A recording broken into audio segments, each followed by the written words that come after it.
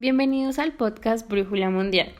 Como todos los martes y jueves, los acompañamos en este enriquecedor espacio lleno de cultura y conocimiento, con la voz de Alejandra, quien les habla. Y yo, Laura Yepes, estudiantes de Negocios Internacionales de octavo semestre de la Universidad Santo Tomás. En el episodio de hoy les contaremos un poco sobre las principales controversias que hasta la actualidad aquejan al continente asiático, tales como la guerra de Cachemira, el conflicto de Altos de Golán, la disputa entre Israel y Palestina, los reclamos por las Islas Spratly y finalmente les hablaremos sobre las Islas Kuriles. Bueno, Lau, entremos ya un poco en el tema. Podemos iniciar diciéndole a nuestros oyentes que aunque en el mundo se viva una relativa paz en donde la gran mayoría de desacuerdos territoriales han sido finalizados luego de sangrientas guerras, lo cierto es que aún existen conflictos limítrofes alrededor del mundo. Afortunadamente, hoy en día la diplomacia ha evolucionado a tal punto que existen nuevos organismos y mecanismos para resolver estas disputas sin necesidad de alzar las armas, lo cual evidentemente es un gran acierto y evolución para nosotros como humanos. Por eso, el día de hoy hablaremos del continente asiático. Si te interesa conocer más sobre este tema, quédate hasta el final del podcast. Entonces, Aleja, para iniciar es importante explicar que Cachemira es una región de más de 222.000 kilómetros cuadrados y con una población de unas 13 millones de personas. Esto lo convierte en el territorio más poblado y extenso aún en disputa en la actualidad, reclamado en su totalidad por Pakistán e India, mientras que China exige la anexión de una parte actualmente controlada por la línea. Asimismo, cada país controla ciertas áreas. India dividió sus áreas de influencia en 3 provincias, entre las que destaca el Valle de Cachemira. Pakistán la dividió en 2 regiones administrativas y China reclama 2 territorios casi inhabitados, pero de alto valor geoestratégico. Y te preguntarás, ¿cómo un área tan poblada y extensa puede seguir aún en disputa en pleno 2021? Resulta que Cachemira fue un importante centro del hinduismo desde el siglo VII durante la era del imperio hindú de Calcuta.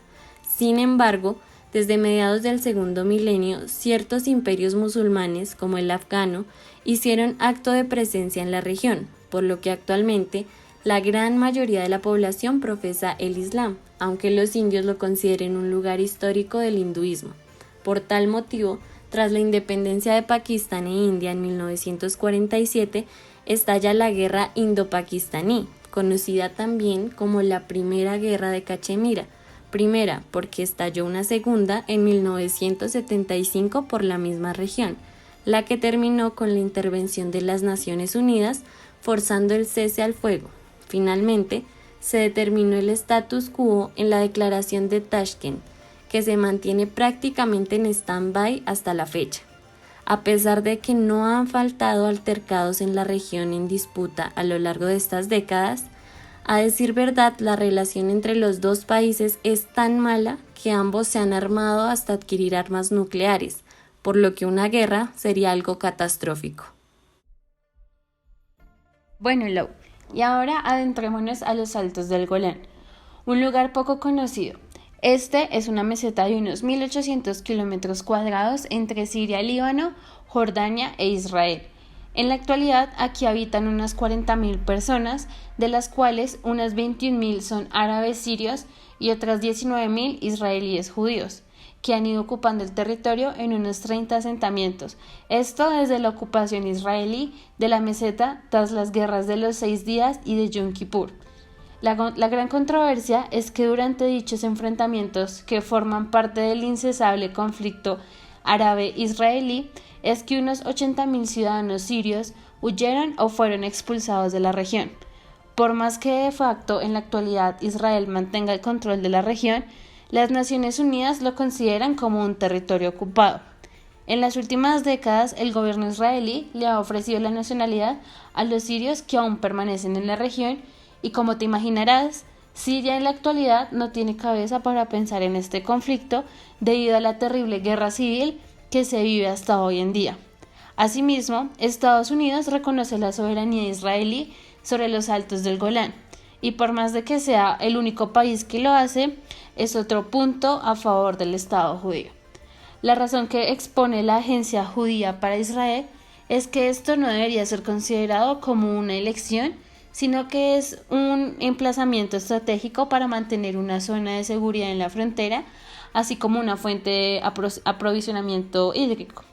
La respuesta de Siria tal vez la veremos a futuro cuando logren resolver su conflicto. Bueno, como venimos hablando, a pesar de su modesta superficie, el controversial Estado judío tiene otros conflictos territoriales. Desde su creación en 1948, una gran cantidad de territorio fue conquistada del vecino pueblo palestino, manteniendo hasta ahora el control sobre gran parte de los territorios en disputa. Palestina, por su parte, es el único Estado con reconocimiento limitado que al menos consiguió el estatus de observador de la ONU, es decir, con voz, pero no voto. Bueno, acortando la historia, tras la guerra de 1948, las disputadas Franja de Gaza y Cisjordania fueron ocupadas por Egipto y Transjordania respectivamente, a la par que Israel aumentó su extensión en un 23%. Estos dos territorios fueron ocupados por Israel tras la Guerra de los 6 días de 1967. El pueblo palestino entonces permaneció sin Estado por varias décadas hasta la creación de la Autoridad Nacional Palestina en 1994, consolidada como el Estado en el 2013. El punto es que no solo Israel no reconoce a expulsados, sino que Palestina reclama Jerusalén del Este, Tierra Santa, como su capital proclamada, que al tener monumentos como el Muro de las Lamentaciones sagrado para los judíos y la explanada de la mezquita sagrada para ambos, se ha convertido en la principal manzana de la discordia entre ambos pueblos. Sí, por eso tanta la controversia tras el establecimiento de la embajada estadounidense en Jerusalén. Este conflicto de nunca acabar es uno de los más vigentes hasta la actualidad. Las amenazas de Israel de extenderse en Cisjordania en plena pandemia es un indicador que ninguna de las partes está dispuesta a ceder. Así que atentos, que el patógeno no necesariamente impedirá que sigan ocurriendo acontecimientos geopolíticos de suma importancia. Otra de las controversias territoriales se da a causa de las Islas Spratly. Estas islas son un archipiélago del mar de China meridional de unos 100 arrecifes e islotes que, si bien albergan una escasa población de menos de 300 personas, están rodeados por abundantes recursos pesqueros y petroleros. Por tal motivo, se ha convertido en el territorio en disputa con mayor número de reclamantes, en donde encontramos a China, Taiwán, Filipinas, Vietnam y Malasia. Estos países exigen la soberanía total o parcial de las islas. Este asunto es sumamente complicado debido al derecho marítimo internacional, ya que las respectivas zonas económicas exclusivas de los 5 países terminan chocando entre sí al estar las Islas Spratly en medio de la zona marítima en disputa, siendo el principal motivo del diferendo. Estas islas son incluso nombradas en diferentes idiomas según el país que las reclama, que a su vez las consideran dentro de sus administraciones territoriales.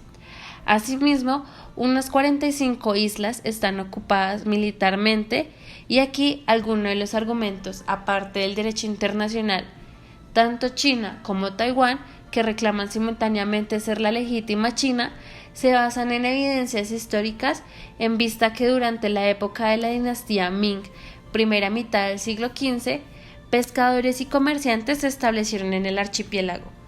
Vietnam, el otro país que reclama la totalidad de las islas, también aduce a hechos históricos en vista que el rey Yalón de la dinastía Nguyen las ocupó en 1815. Hecho ratificado por los franceses cuando la convirtieron en el protectorado de Annam. Malasia y Filipinas, por su parte, solo reclaman parcialmente el territorio basándose en los derechos de Convemar. El primero intenta usarlo como destino turístico y construir un hotel en uno de los terrenos ocupados. Los filipinos, por su parte, reclaman las islas adyacentes a la isla de Palawan y argumentan su soberanía en base a una expedición privada filipina ocupó las islas en 1956. A pesar de tantos países involucrados, los únicos que han elevado este conflicto a la Corte Internacional de Justicia han sido Chile y Filipinas, resultado en un fallo favorable ante el segundo.